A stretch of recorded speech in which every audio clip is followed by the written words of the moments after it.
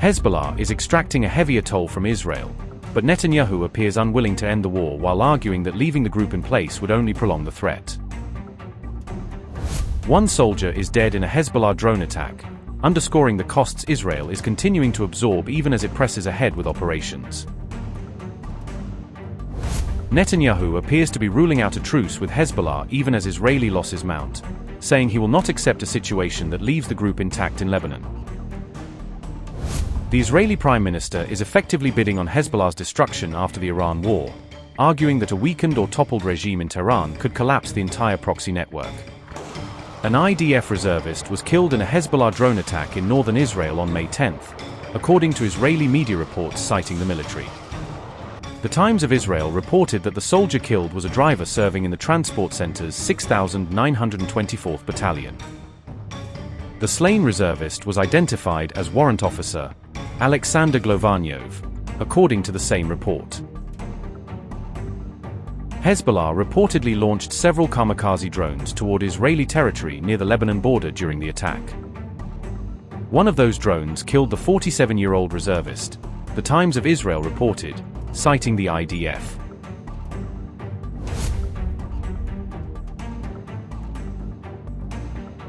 Hezbollah said it had targeted Israeli soldiers in the town of Qim using attack drones.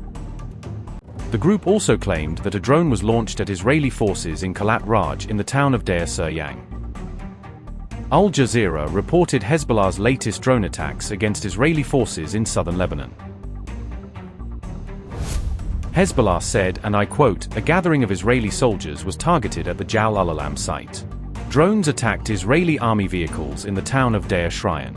A suicide attack targeted soldiers on the outskirts of Deir Shryan. A drone-launched bomb was fired at Israeli army advanced technical equipment in the town of al-Bayada." Unquote.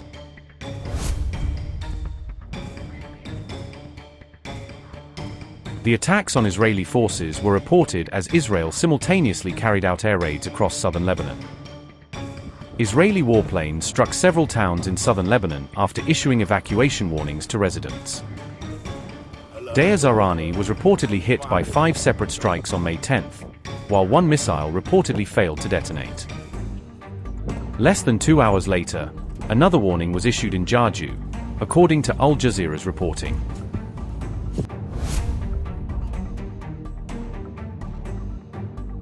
Israeli Prime Minister Benjamin Netanyahu also addressed the Hezbollah threat and the truce issue in his first television interview since the war. Netanyahu appeared to resist calls to end the Lebanon campaign against Hezbollah, signaling that Israel may intend to keep military pressure in place. He made those remarks during an interview with CBS News correspondent Major Garrett. Benjamin Netanyahu's interview with Major Garrett played out like this, and I quote, "Is it possible, Mr. Prime Minister, that the war with Iran could end but the war with Hezbollah could continue? That these will be separate and divergent battlefields?" Well, they should be. What Iran would like to do is to say, no, if we achieve a ceasefire here, we want a ceasefire there. Will you accept that? No, we've said. Even if President Trump asked you to? Well, look, he understands what I'm saying. I mean, we want to get rid of that danger to our communities, to our cities. They rocket our cities all the time. They rocket our communities. And of course would you want to live like that? So this could go on? Yeah, but I hope no. If this regime is indeed weakened or possibly toppled, I think it's the end of Hezbollah. It's the end of Hamas. It's probably the end of the Houthis, because the whole scaffolding of the terrorist proxy network that Iran built collapses if the regime in Iran collapses. Unquote.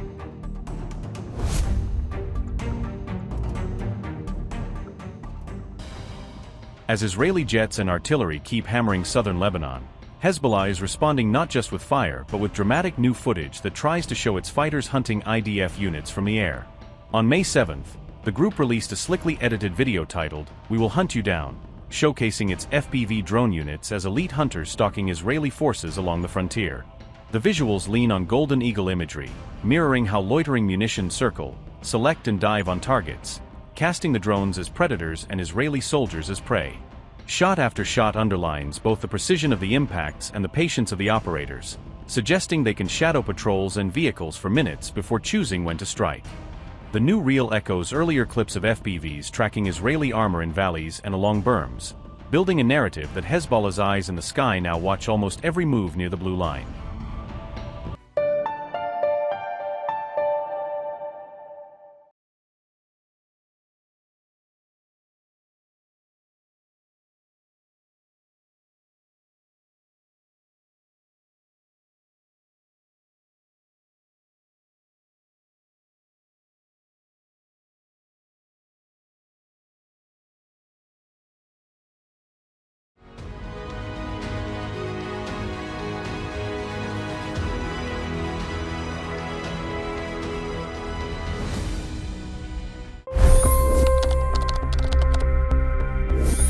$25 crore गरीब गरीबी को परास्त करके बाहर निकले।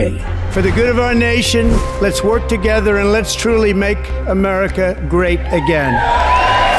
The fastest news breaks. Requested PM saying that look, you will have to speak to Putin and to Zelensky. The biggest news makers. The relationship with India is probably the most important bilateral relationship the U.S. will have for the rest of this century. The capital delivered quite an election result today. Expert analysis. The million-dollar question today is how to stop this dance of death. Ground reports. I'm standing at the crossroad of the Kumbh Mela. Behind me are more than 100 entry guards. Long-form interviews. Exclusionary politics is reflected in Manipur case as well. You don't bother because this is a small state. Deep dive into burning issues. It's often said DRC could be the richest country in the whole world. It's because of what sits underneath. Why exactly did the US topple the Sheikh Hasina government? HT videos. We don't just break news, we break it down.